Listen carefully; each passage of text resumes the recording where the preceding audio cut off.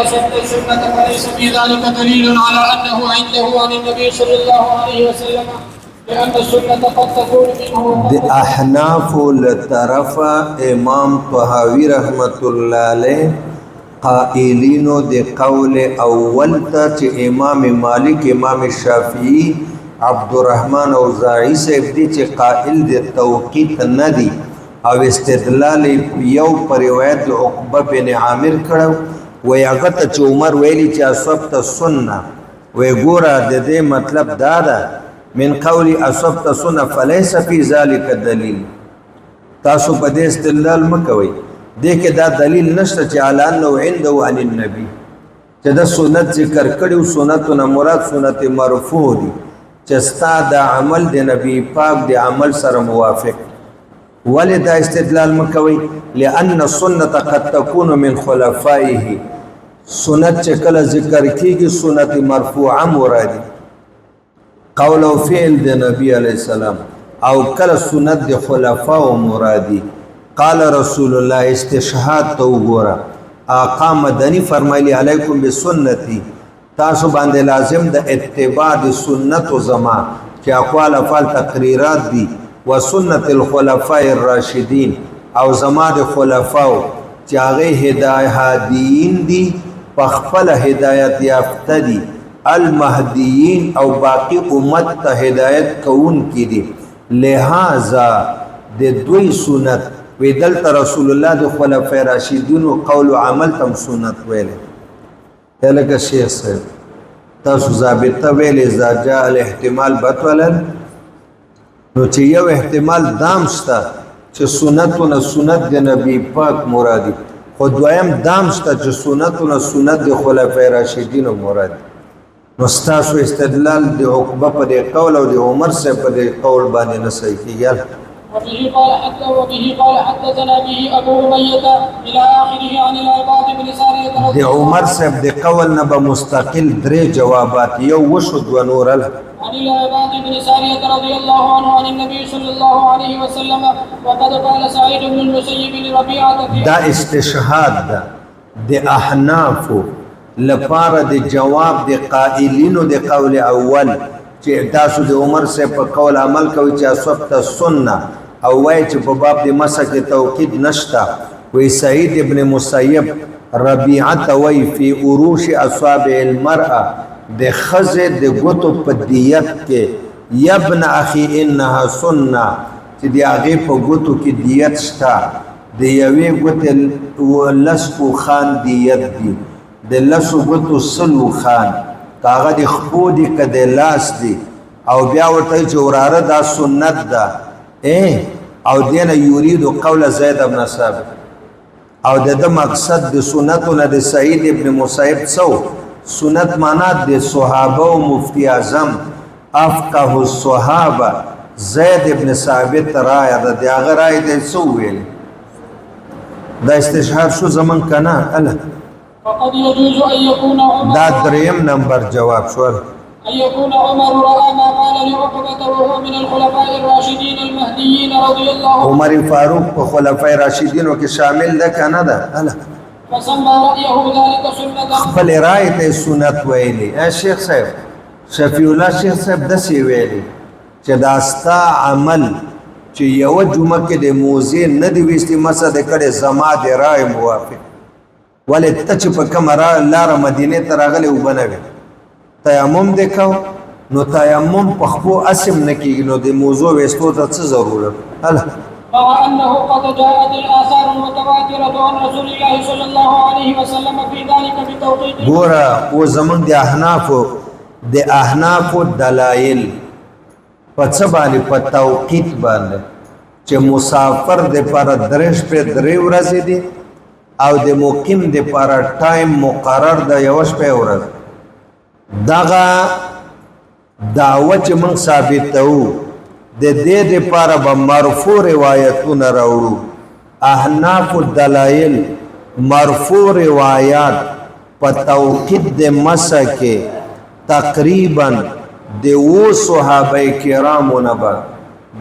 صحابه کرامو نه با مرفوع روایات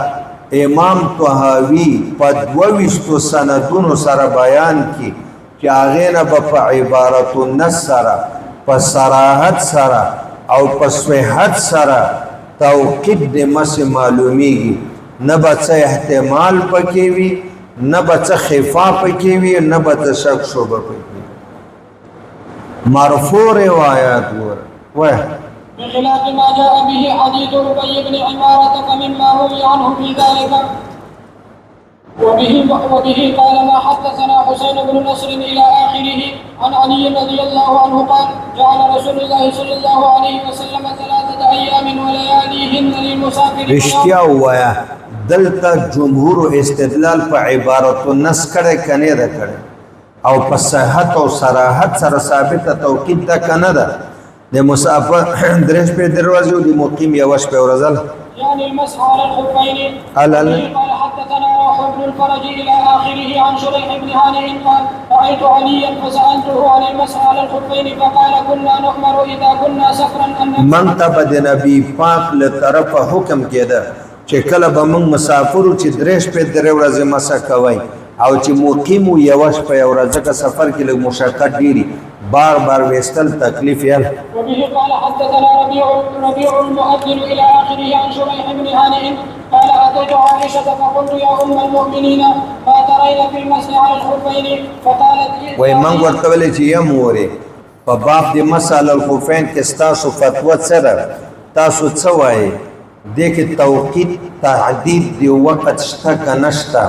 وای ما ته وای چې ایت علیه ورشه د دې مسلې ته پوس علی صاحب نه وکا فهو اعلم بذلك مني د دې مسلې علم زمانه زیات دی علی صاحب سره ده ولی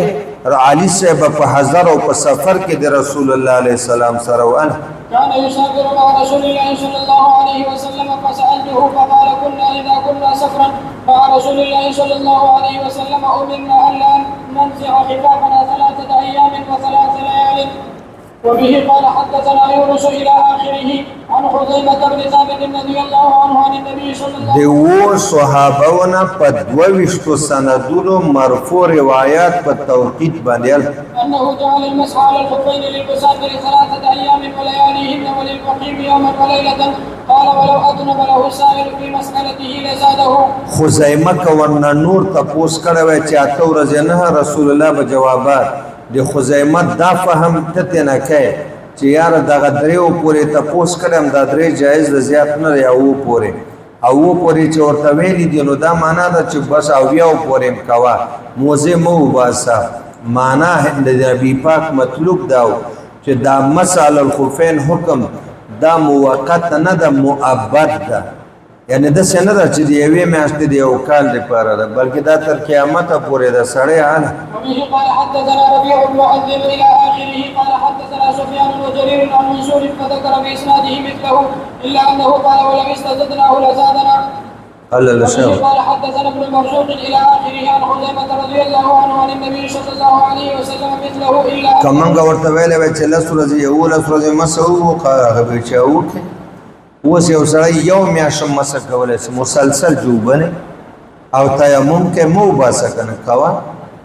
او د دې مطلب بیل اخیسته د دې نه حدیث نه او د احکام مطلب مؤبد د چې دا موقت حکم نه ده مؤبد ده. وبه قال حدثنا ربيع المؤذن الى اخره عن ابراهيم فذكر مثله باسناده.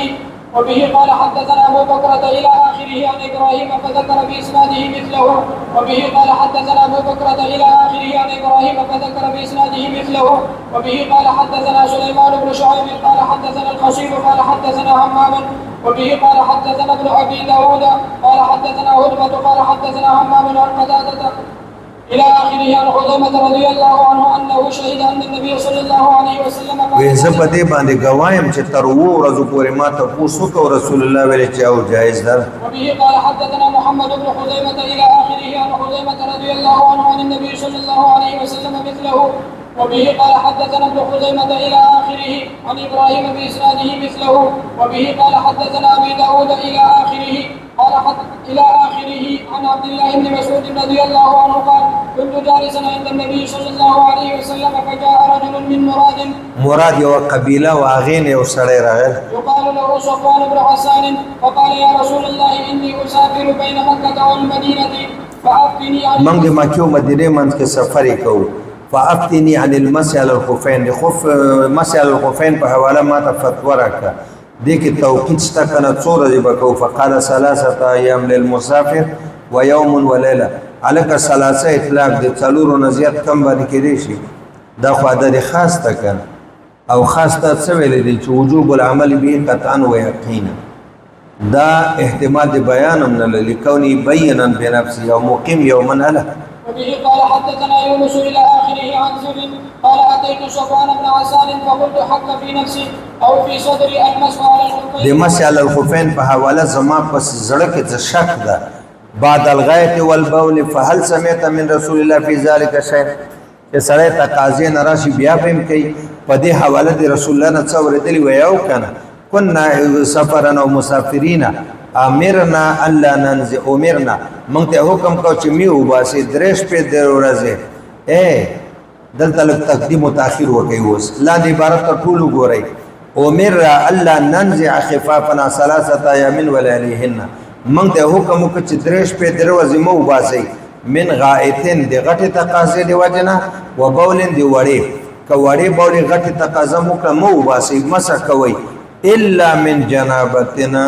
مگر که جنوب شي زکه جنابت ټول بدن ته حلول کړای دا د سر نه تر قدم کټ ګوته پوره او رفع چې دا مانع د حدث د رافع د حدث نه دل قال حدثنا ابن مرزوق الى اخره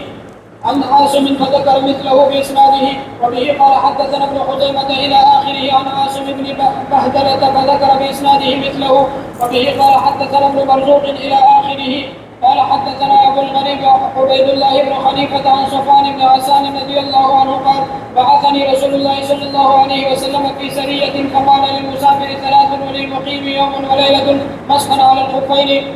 وبه قال حدثنا أبو بكر إلى آخره عن أبيه رضي الله عنه عن النبي صلى الله عليه وسلم مثله کتاب په طهارت کامله باندې اچولې دا موزه بیا درش پیل وزاد إذا لبستهما على طهارة وبه قال حدثنا صالح بن عبد الرحمن إلى آخره قال حدثنا عوف بن مالك الأشجعي رضي الله عنه عن النبي صلى الله عليه وسلم مثله في التوقيت خاصة په توقيت کې چې وخت مقرر ده وزاد انه جعل ذلك في غزوه تبوك او موږ ته د تبوک په غزوه کې د توقیت اعلان کړل وبه قال حدثنا ربيع المؤذن الى اخره عن داود فذكر باسناده مثله وبه قال حدثنا ابن مرزوق الى اخره عن عروة بن المغيرة انه سمع اباه رضي الله عنه يقول كنا مع رسول الله صلى الله عليه وسلم فذهب لحاجته فاتيته بماء وعليه جبة ما کې وای د شام نه راغلي چوغه وا ډیره څنګه وا نستونی داسې نه پورته کېده وی وستل او لاسونه وینځل او بیا تعالی فتوضا ومسح على الخفين فكانت سنة للمسافر 3 أيام ولياليهن ګوره په دې ټولو روایتو کې مرفوع روایت دي توقیت راغی وخت مقرر دل وبه قال حدثنا فهد إلى آخره عن علي بن أبي طالب رضي الله عنه عن النبي صلى الله عليه وسلم في المسح على الخفين للمقيم يوم وليلة وللمسافر 3 أيام ولياليهن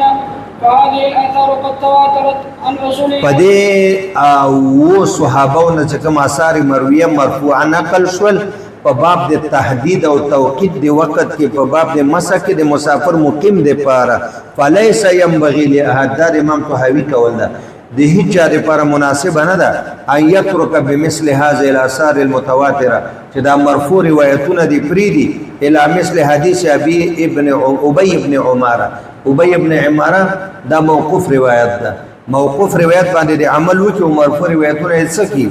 د چا لپاره دا مناسب نه ده چې دا د اثار مرفوعه پریدي او د صحابي په اثر چې هغه ته موقوف وي او په هغه د عمل کوي بس اللهم صل علی الله د دنیا او آخرت خیر نصیب علم مع العمل و مع الاخلاص